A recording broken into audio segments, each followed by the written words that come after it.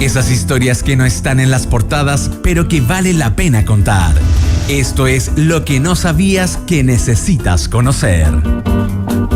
¿Qué es lo que no sabíamos el día de hoy? ¿Sabes tú, Fran, saben ustedes, youtuvidentes y auditores, cuáles son las partes del cuerpo que nunca dejan de crecer? Hay algunas que, mira, desde chica yo era muy curiosa. ¿Ya? Y le preguntaba a mi mamá por qué los abuelitos tenían algunas partes de la cara más grandes. Abuelito, sí. ¿Por qué tienes la nariz? Y le decía, ¿por qué a mi abuelito le sigue creciendo la nariz?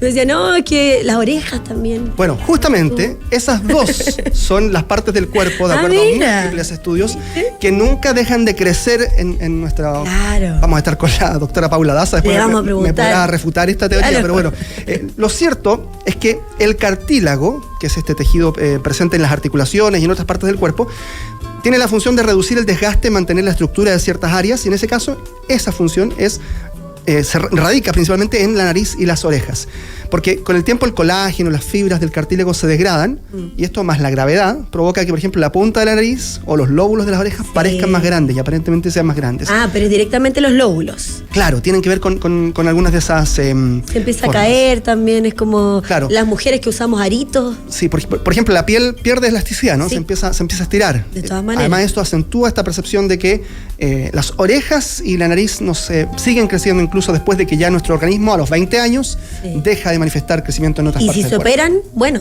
también ahí cuando se reducen, en el caso que se reducen durante la vida, la vejez también, nada que hacer. Hay una creencia, antes de seguir, de que hay partes del cuerpo que crecen incluso después de que nos morimos. Ah, mira. El pelo y las uñas. Hay muchas personas que dicen el pelo y las uñas siguen creciendo. Sí. Y no, tiene que ver con que la deshidratación del cuerpo, digamos, la forma de degradarse de nuestro cuerpo hace que esto haga parecer que las uñas siguen creciendo. Mira tú. Pero eso no es cierto. No lo sabía. Bueno, ahí está entonces. Nosotros ya escuchamos a un grande, porque en 1990 Charly García se presentaba en vivo en el Ritz de New York, recibiendo excelentes críticas por parte de la prensa especializada de los Estados Unidos. ¿Te imaginas a Charly ahí en Nueva York? Sí, debe haber sido un tremendo conciertazo. ¿En qué año fue? 90. Estaba todavía en plenitud Charly García. Sí, total. Tocando y cantando. Porque ¿cuándo se tiró del hotel? No fue Nueva York. No, creo que fue el 91. Bueno, se cumplieron. No, perdón, fue el año 2000. Ya. El año 2000 se tiró de este hotel en Mendoza. Estaba preparando. Bueno, se cumplieron precisamente hace pocos días, el 3 de marzo, 25 años desde que Charly García se tirara de este hotel en Mendoza. Me lancé por vos, después. Mira, ahí está la canción. Esta canción se llama Me lancé por vos, de Sui Generis. Ahí debería haber ido a ver el hotel. Yo que anduve por Mendoza. Bueno, hay mucha gente que va, de hecho, saca fotografías. Sí, por supuesto. Qué miedo cuando estaba la prensa y lo vieron caer. Sí, Charly explicó que había practicado eso muchas veces en su casa. Desde el segundo piso de su casa, se había lanzado a la piscina, lo había logrado bien. Entonces, al momento de lanzarse, él prueba con un muñeco de trapo, digamos, lanza otra cosa. Cuando ve que caen bien, dice, bueno, ahora me lanzo. Da para otra sección. Usted no lo haga. Claro, por favor, no replique nada de ese tipo de cosas que hizo Charly, solo la buena música. Exactamente. Y los recuerdos como ese que tú nos mencionabas, Fran.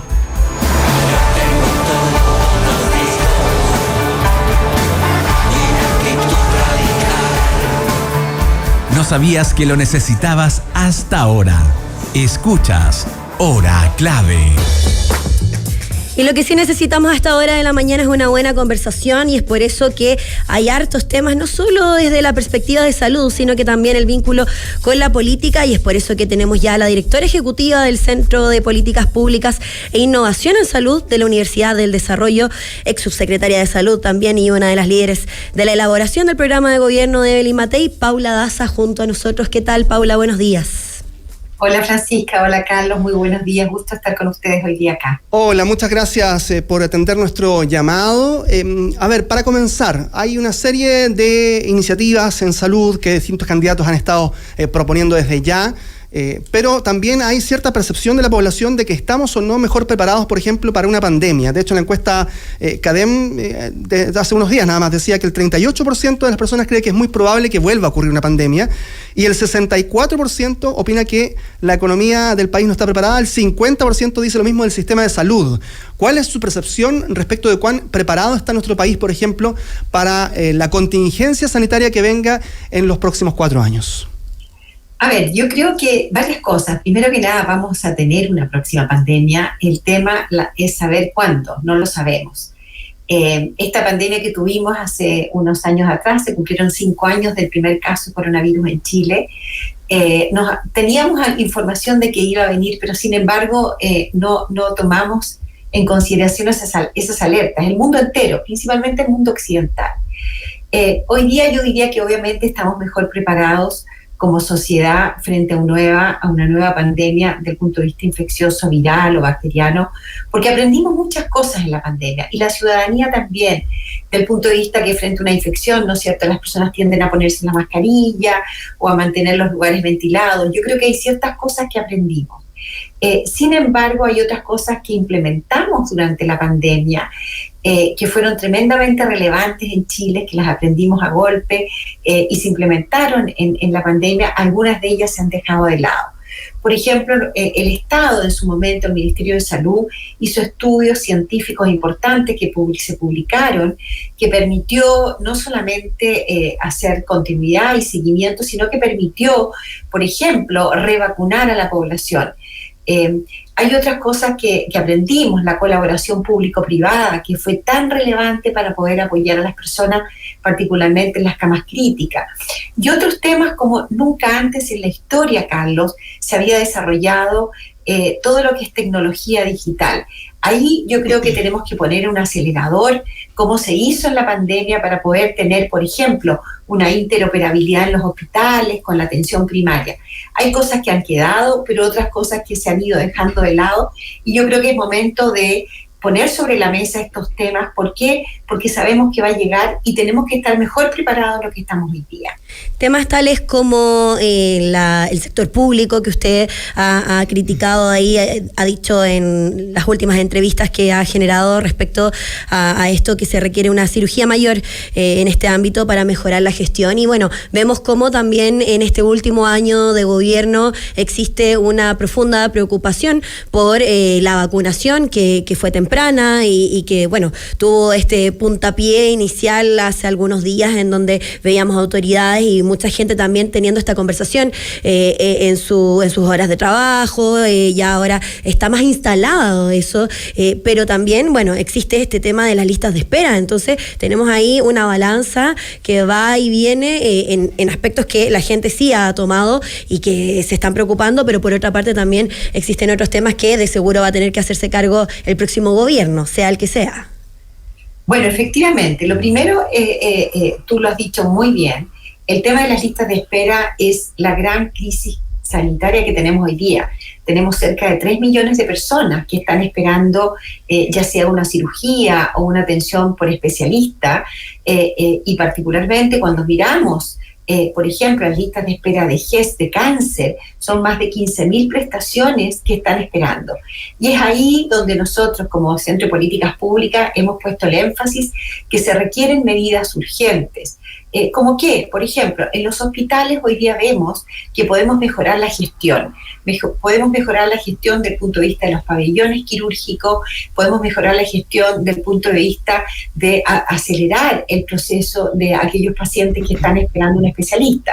¿A través de qué? Hoy día sabemos que Hospital Digital tiene una grandes fortalezas, particularmente para poder atender a distancia. Entonces hay muchas prestaciones que nosotros podríamos resolverlas en corto plazo, mejorando la gestión de los hospitales.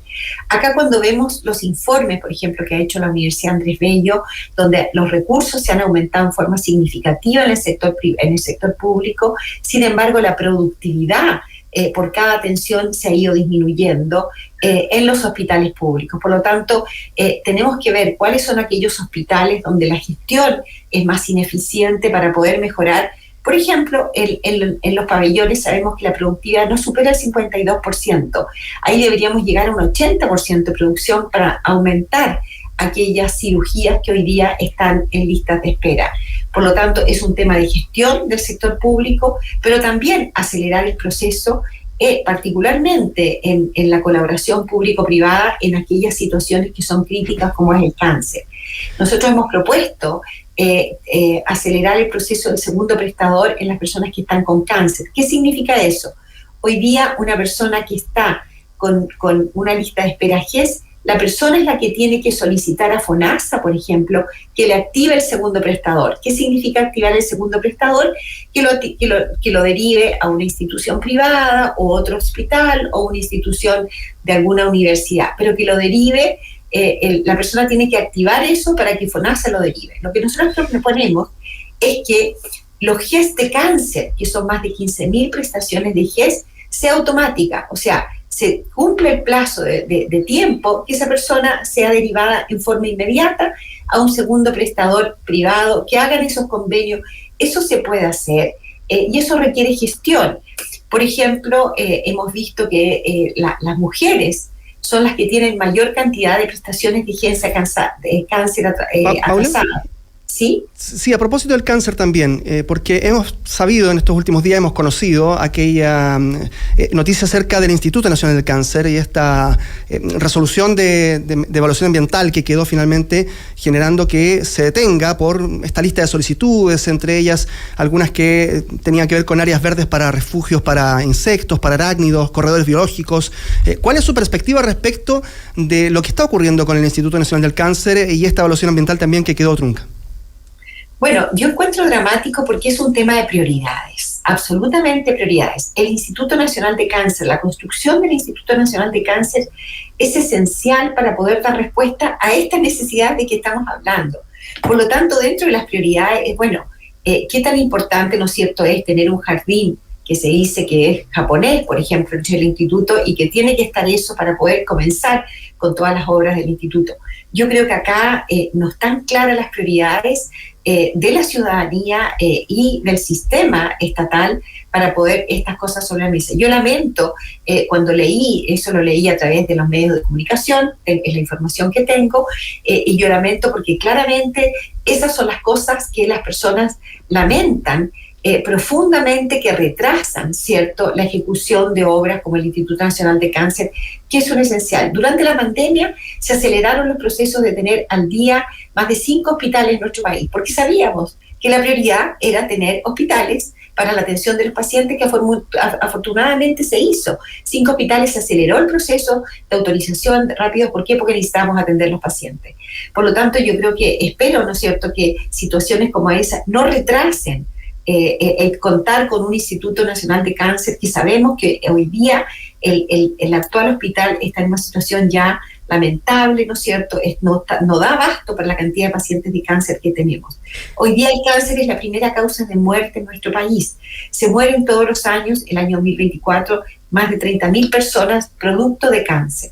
Estamos aumentando, ¿no es cierto?, el diagnóstico en forma importante. Por lo tanto, yo creo que aquí requerimos tener una visión política y acelerar todas aquellas dificultades que hoy día vemos para atender a los pacientes, acelerar la activación del segundo prestador, los convenios público-privados, mejorar la gestión en los hospitales públicos, acelerar la construcción de estos hospitales que son tan importantes para nuestro país. Políticamente, por supuesto, y en ese sentido, bueno, nos encontramos junto a la ex subsecretaria de Salud, Paula Daza, conversando, y es inevitable preguntarle por este programa que va rápidamente armando la exalcaldesa Evelyn Matei de cara a las elecciones presidenciales y cómo también se contrapone con otros candidatos de las derechas, como Johannes Kaiser, el actual diputado, que ha puesto en duda la seguridad y efectividad de las vacunas, y bueno, cómo olvidar también a Paula Daza todos los días ahí recordándonos el tema de la vacunación.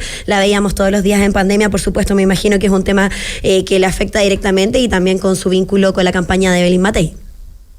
Bueno, efectivamente, primero que nada, una de las prioridades del trabajo que estamos haciendo, un gran equipo dentro del programa de Evelyn Matei, es aquellas cosas que vemos que son urgentes. Uno de ellas es la lista de espera, que hemos hablado, mejorar la gestión de los hospitales públicos, la colaboración público-privado. El otro tema es el gasto de bolsillo de las personas.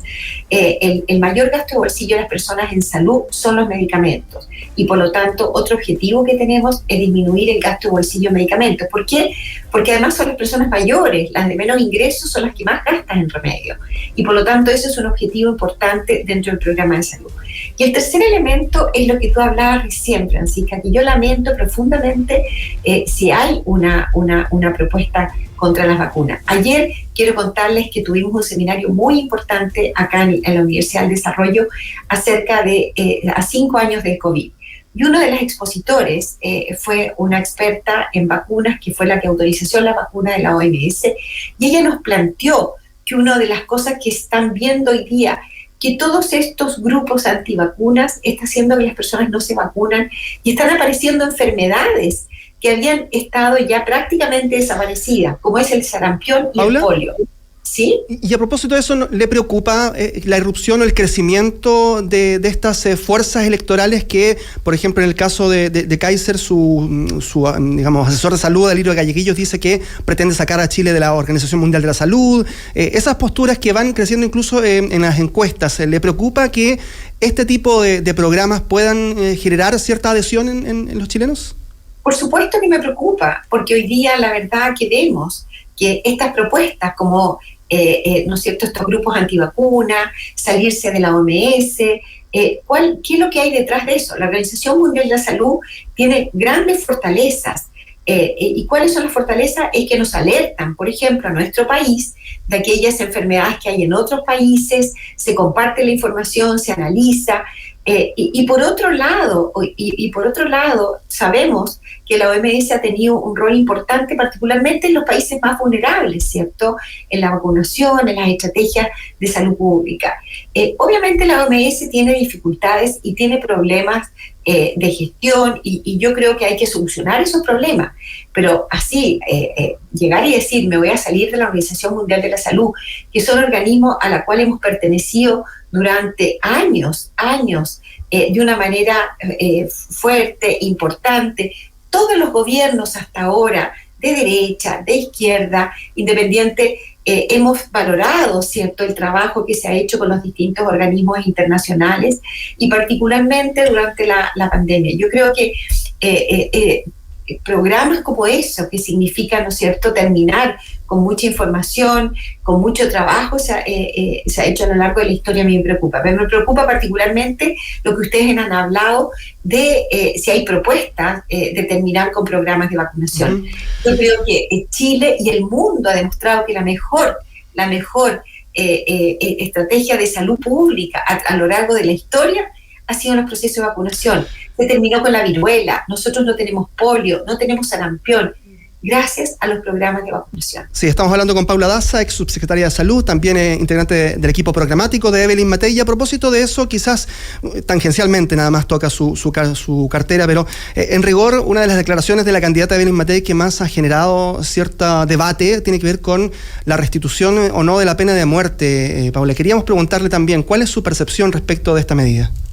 Bueno, yo creo que es un tema que ella ha planteado que requiere poner sobre la mesa. Es un tema que no está en mi cartera, yo no soy experta en este tema, por lo tanto no podría opinar acerca del punto de vista jurídico en este tema. Yo espero que hayan otros actores hablando de este tema, así que por eso prefiero no entrar en el tema particularmente. La ex subsecretaria de Salud y directora ejecutiva del Centro de Políticas Públicas e Innovación en Salud de la Universidad del Desarrollo, Paula Daza, estuvo junto a nosotros. Muchas gracias, Paula. Muchas gracias. Un gusto conversar con ustedes. Igualmente, chao. Buen día. La información que abre tu día. Estás